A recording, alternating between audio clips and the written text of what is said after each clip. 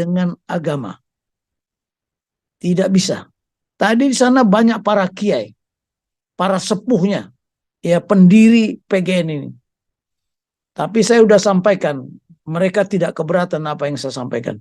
Masalah tadi saya sampaikan khilafah, itu mereka itu radikal ekstremis. Mereka baru dengar kata radikal ekstremis. Ya, Bapak radikal saya bilang. Gus Nuri radikal, saya radikal. Jangan dikira tidak. Tapi saya tidak ekstrim. Radikal kepada prinsip-prinsip yang harus kita junjung tinggi. Tidak ada lain adalah nilai-nilai yang ada di Pancasila.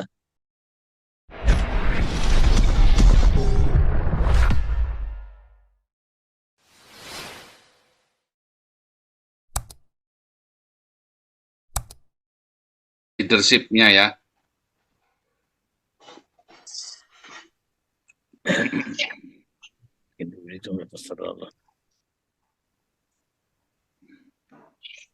Silakan Pak Tobing, udah. Mana saya ngomong sih, Pak? Udah nyala Pak Tobing.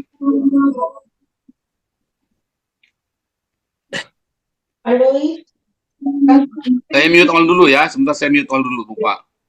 Saya mute all. Pak Tobing minta tolong dinyalakan lagi mikrofonnya. Halo? Ya, silakan. Ini.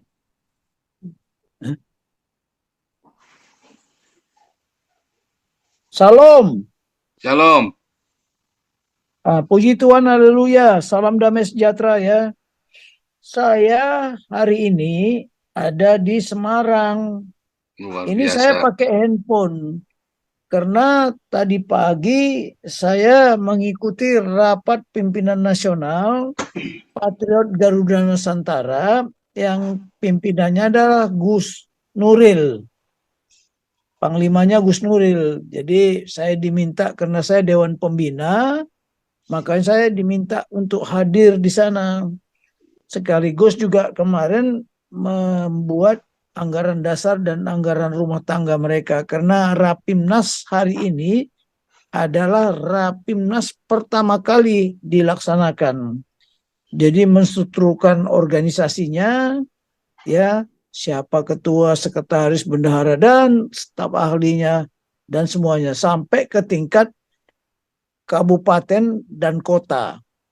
Hadir semua dari seluruh Indonesia, ya, dari Kalimantan, dari Medan, sampai dari Nias pun datang. Jadi kita cukup banyak tadi, saya juga baru selesai, cukup melelahkan lah ya, cukup melelahkan. Jadi memang karena sudah janji ya, kita lanjutkan aja ya apa yang harus kita sampaikan hari ini. Ya.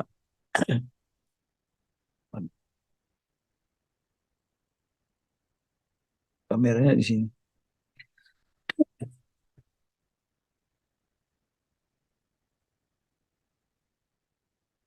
Mesti kembali ke sini. Nah, ini kendala lagi. Ini.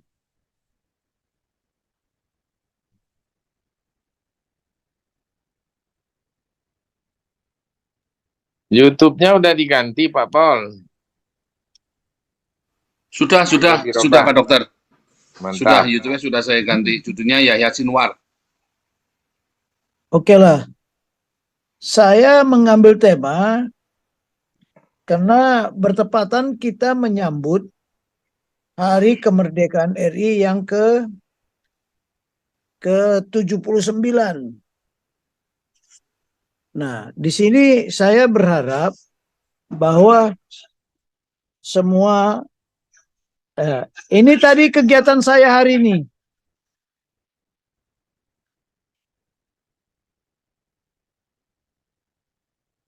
Ini kegiatan saya hari ini. Luar biasa. Suaranya belum ada.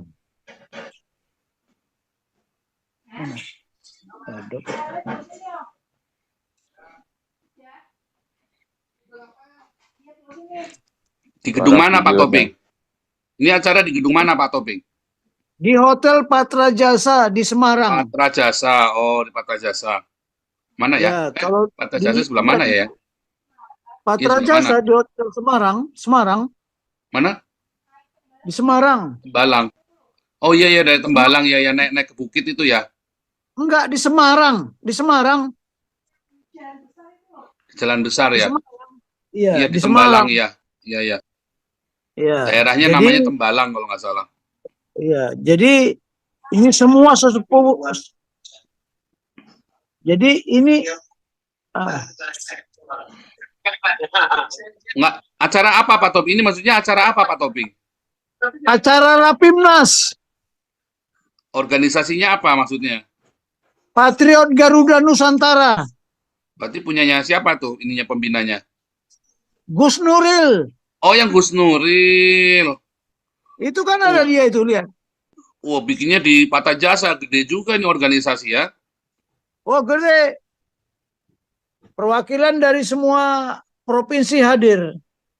Saya Hmm. diperintahkan untuk memberikan arahan, memberikan penekanan karena di organisasi mereka itu saya ditunjuk sebagai ketua dewan pembina dan penasehat. Hmm. Nah, Harusnya Gus Nur kita ajak kemari tuh ngobrol sama Pak Toping, seru itu pasti itu. iya, dia sama dengan saya, Mm-mm. Visi stroke misi 7 bulan yang lalu. Oke lah, tadi sama-sama. dia juga menyampaikan apa? Menyampaikan pidatonya juga. Mm-mm. Tapi udah sembuh ya Gus Nuril ya, udah bisa jalan ya. Pakai tongkat. Ya udah umur juga kan. Nah, itu bisa lihat. Umurnya 70, Oh lebih 75. tua, 75. Oh lebih tua Iya, dia daripada Pak Tobing dong. iya, lebih tua lah. Kami udah kakek-kakek kok. Gimana lah? Dia pun sudah Kakek-kakek atau kakek-kakek. om-om nih ceritanya nih Pak Tobing. Ompong.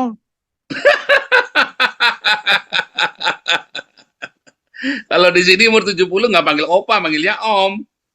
Oh, Masih muda begitu. 70. Iya, masih jadi om-om. Oke lah, tadi banyak anak muda ya, kita membangkitkan semangat dia lah. Karena PGN ini merupakan kekuatan yang luar biasa. Dia bukan Banser, dia bukan GP Ansor. FPI sama HTI itu kan dibabat sama mereka. Iya, di Jawa Tengah nggak bisa tumbuh tuh. Di Jawa Nah, Tengah nggak ada tuh FPI sama di HTI gara-gara Jakarta dia. aja di Tanah Abang itu kan dihajar sama mereka. Hmm. TNI Polri nggak berani, dia yang hajar semua itu. Jadi mereka ini punya pasukan khusus, Densus namanya. Itu nggak boleh main-main itu. Ada 100 orang itu, orang gila semua. Nah, jadi ini tadi banyak kiai-kiai yang ada di sana. Cuman saya aja yang aneh gitu loh. Tapi nggak apa-apalah. Penghormatan dan penghargaan saya diberi kesempatan. Kemudian para jenderal banyak yang diundang, tapi tidak bisa datang karena mereka lagi mikir ke IKN. Baiklah, saya akan kembali ke tema kita. Nah,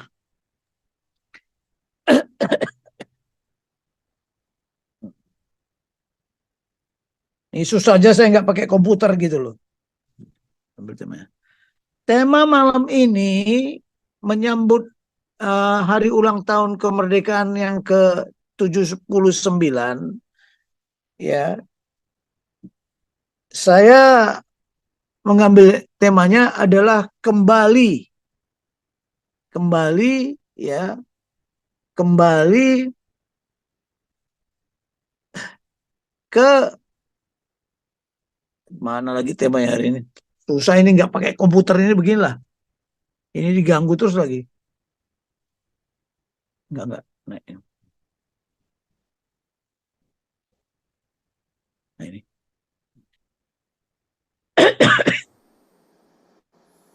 Jadi temanya yang saya pilih malam ini, ya nanti kita gabunglah seperti apa yang dikatakan Pak Paul.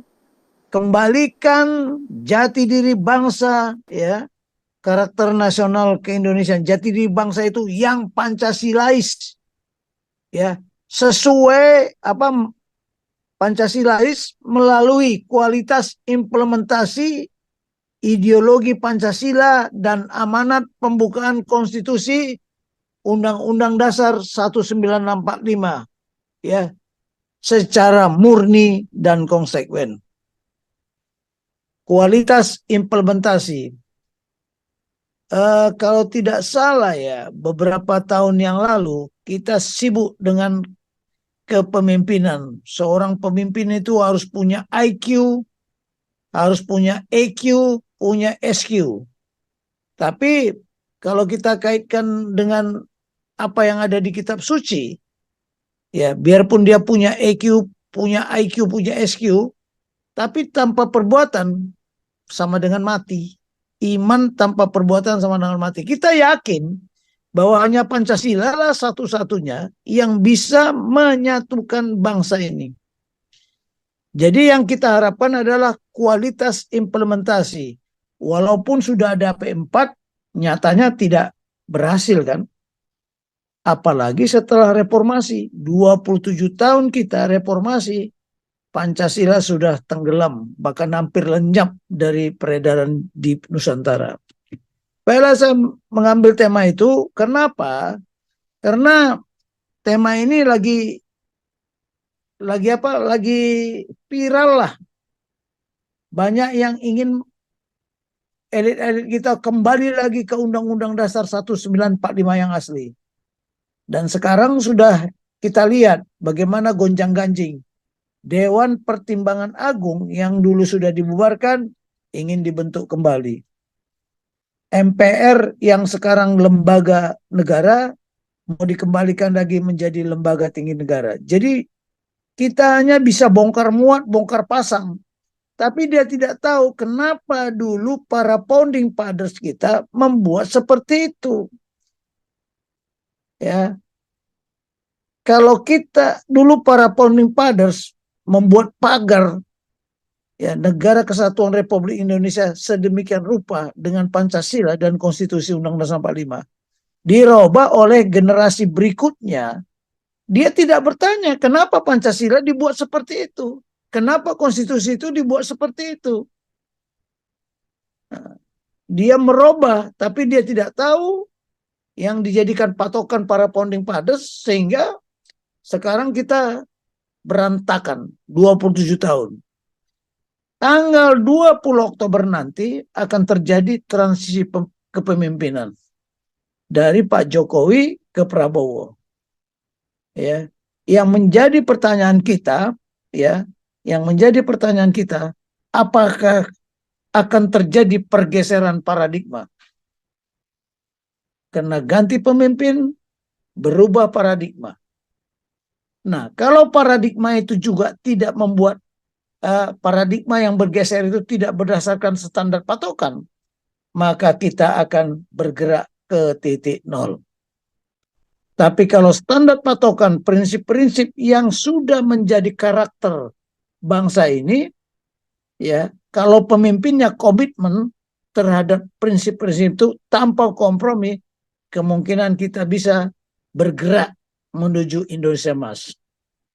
Hasil pengamatan saya, kita baru mengantarkan ya Indonesia yang berbahagia katanya, hasil perjuangan dan atas berkat rahmat Tuhan, ke pintu gerbang, mengantarkan bangsa Indonesia ke pintu gerbang. Tapi kuncinya sama siapa? Pintu gerbangnya nggak dibuka-buka kok. Buktinya kita katanya sudah merdeka. Merdeka apanya? Katanya kita bersatu. Bersatu apanya? Katanya kita berdaulat. Berdaulat apanya? Katanya kita adil dan makmur. Di mana keadilan dan makmur? Kalau dibilang bagaimana kita mengatakan makmur, penduduk Indonesia 40% masih miskin. IQ-nya di bawah monyet. Cobalah. Dan hasil survei di lapangan sekarang, bagaimana banyak rakyat sudah tidak mampu lagi untuk makan. Bahkan makan pun dikurangi. Yang tadinya 3 kali menjadi 2 kali. Sementara pemerintah mengendaki untuk menuju Indonesia Emas bahwa ada makan gratis. Ibu-ibu hamil pun diberi makan bergizi supaya anaknya tidak stunting. pertanyaannya stunting aja belum turun yang signifikan dari jumlah yang ada. Nah, ini adalah masalah kepemimpinan. Banyak yang mengharapkan, sangat ekspektasinya itu sangat tinggi kepada pemerintahan sekarang. Ya, itu baik. What if? Apa yang akan terjadi jikalau ya kita what was sudah terjadilah 10 tahun yang lalu, apa yang kita rasakan? Ya, what is going on sekarang transisi. What next? Ya, kita berharap, sangat berharap, tapi apa yang akan terjadi jikalau ini masih titik-titik belum menjadi kenyataan. Hanya saja kita sudah melihat indikasi-indikasi. Belum saja pejabat ini menduduki jabatannya, orang sudah tidak trust. Sudah tidak trust kepada pemerintah yang mempunyai otoritas untuk memimpin sampai 2029. Startnya nanti pasti mulai dari Januari sampai Januari tahun 2005 sampai 2006. Nah, tapi pasti pemerintah dituntut program 100 hari. Sekarang masih gonjang-ganjing siapa kabinet, siapa apa. Ya, kalau Prabowo ini masih memilih tokoh-tokoh yang akan membantu dia sebagai pembantunya adalah karena utang budi, ini tanda-tanda besar. Apakah kita akan menuju yang ingin kita capai, yaitu Indonesia emas? Maka sudah banyak orang mengatakan, wah, Indonesia emas atau Indonesia cemas. Nah, inilah. Jadi kita semua mari berpikir, kalaulah kita sekarang merayakan ulang tahun, apa kado yang kita berikan kepada negara kesatuan? Tadi juga saya sampaikan, kebetulan Patriot Garuda Nusantara ini berulang tahun juga, tepat pada tanggal Rapimnas ini. Apa kado yang Anda berikan semua anak muda, saya bilang, kepada negara kesatuan? Apa kado yang kita berikan kepada mereka yang telah berjuang sehingga kita merdeka? Bahkan mereka yang sudah berguguran tidak menikmati kemerdekaan. Jadi tadi saya memberikan ceramah kepada mereka. Ya, apa kado? Nah, kita juga gitu. Apa kado bangsa ini kepada negara? Ya, inilah yang perlu kita berikan. Kalau orang tua kita ulang tahun, anak kita ulang tahun, istri kita ulang tahun, pasti kita bawa kado kan? Nah, seperti Tuhan Yesus lahir di Bethlehem, orang Majus datang membawa kado, ya, emas, kemenyan, dan mur. Kita apa yang kita bawa? Nah, inilah yang harus dijawab. Jangan kita meriah-meriah aja kemerdekaan itu. Tapi apa? Kadonya harusnya bagaimana kita mampu melindungi segenap bangsa. Bagaimana kita mampu melindungi seluruh tumpah darah Indonesia. Bagaimana kita memajukan kesejahteraan umum. Bagaimana kita mencerdaskan, ikut serta dalam ketertiban dunia berdasarkan perdamaian abadi, keadilan sosial, dan kemerdekaan. Ini yang harus dikerjakan. Jadi hadiah itu bagaimana? Dengan semangat. Tadi saya sampaikan, semangat. Jangan hanya duduk manis. Karena banyak tadi anak muda yang masih culun-culun lah. Gus Nuril bilang, itu Pak Tommy masih culun-culun semua. Nah, iya, kita berikan semangat dia. Karena kekuatan bangsa ini tidak di sistem senjata utama. Bukan karena rudalnya, karena pesawatnya, karena senjatanya canggih. Ya, tapi kekuatannya ada di sistem senjata sosial, yaitu semangat. Bukan tangible, tapi intangible. Saya tadi katakan sama mereka bahwa pusat kekuatan kita itu ada di semangat. Musuh bisa masuk ke Indonesia, tapi dia tidak bisa keluar. Itu sudah dibuktikan sama Raden Wijaya kan.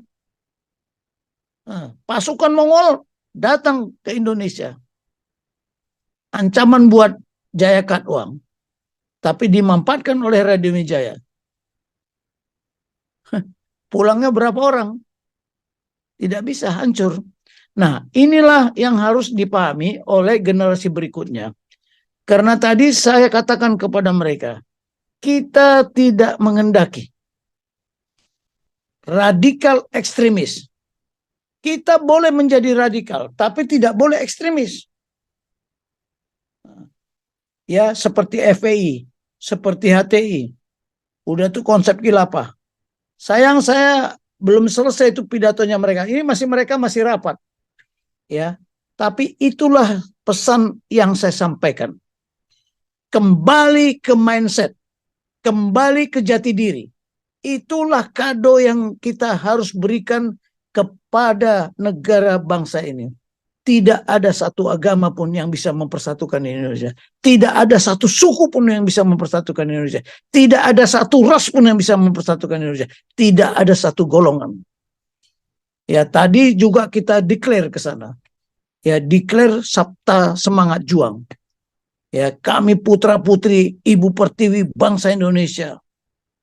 Ya, terdiri dari berbagai macam suku, agama, ras dan golongan, kepercayaan. Karena PGN ini isinya bukan hanya orang Muslim. Ada pendeta di situ jadi pengurus.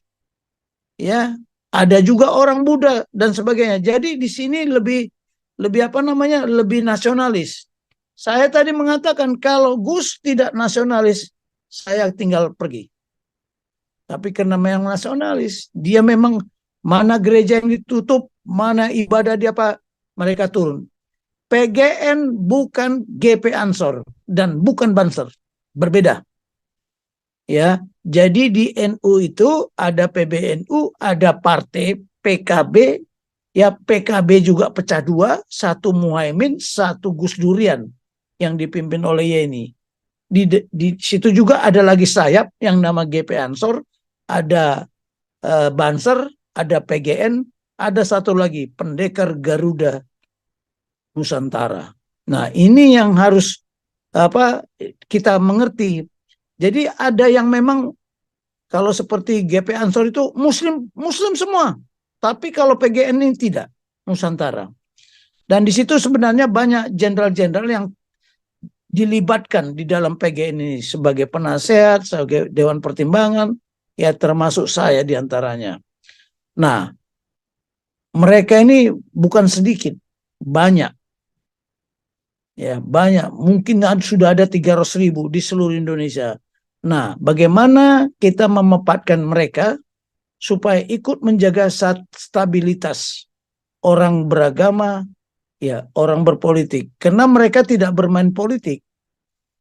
Mereka tidak bermain politik. Jadi, visi mereka adalah membela negara, mempertahankan keutuhan dan tetap tegaknya negara kesatuan Republik Indonesia, ya, yang serta utuhnya jati diri bangsa Pancasila sesuai dengan amanat pembukaan Undang-Undang Dasar 45.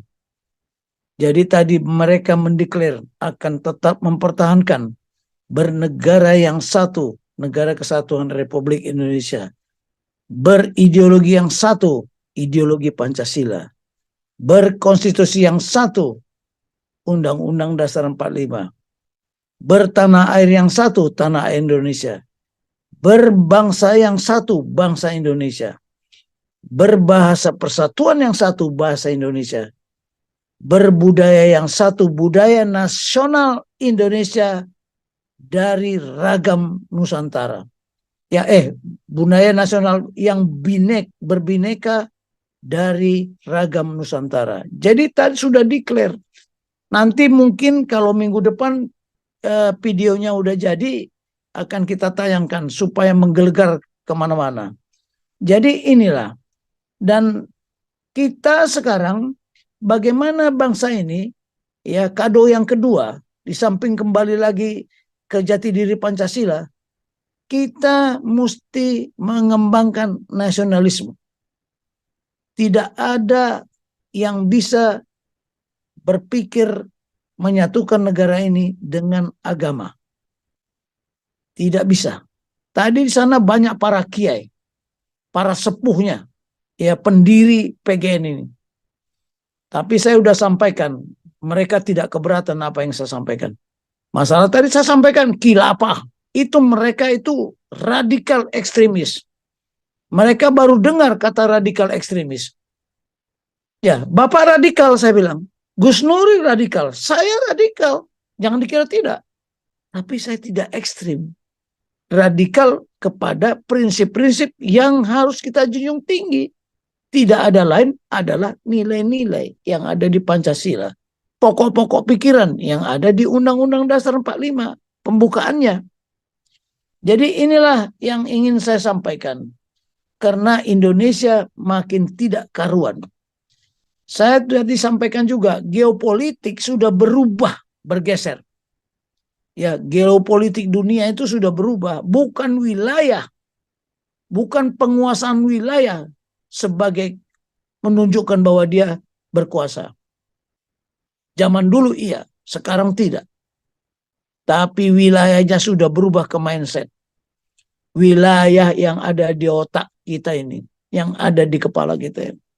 Makanya kembalikan ya jati diri Pancasila. Inilah tugas pemimpin di era Prabowo.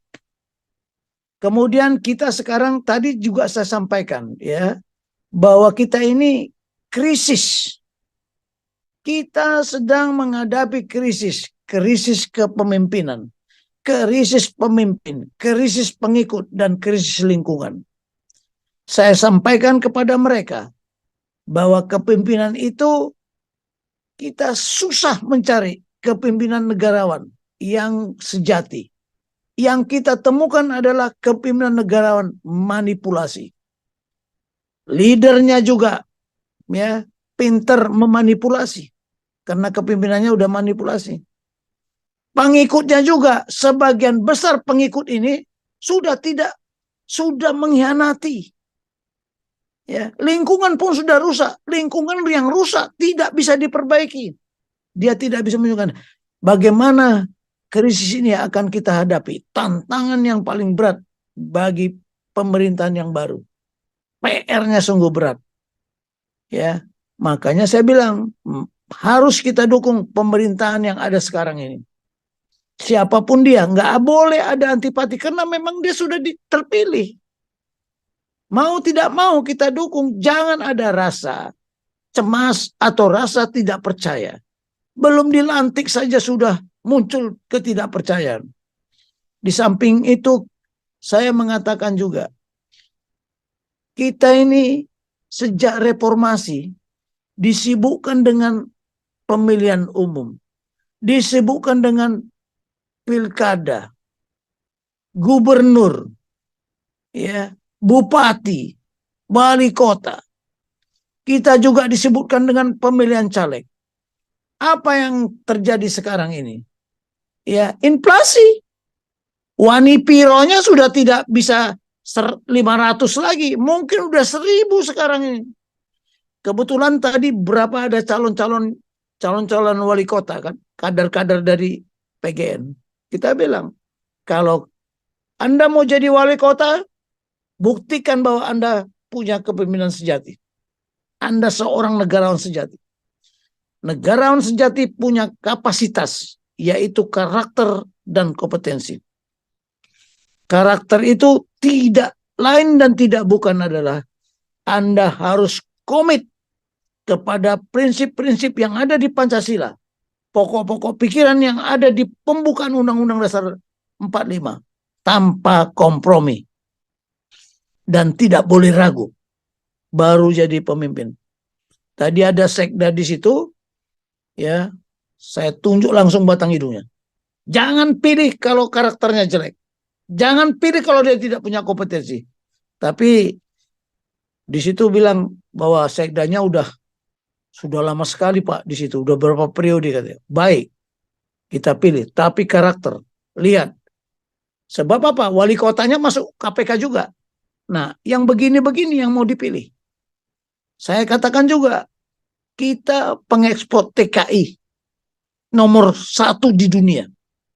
Kemudian kita koruptor.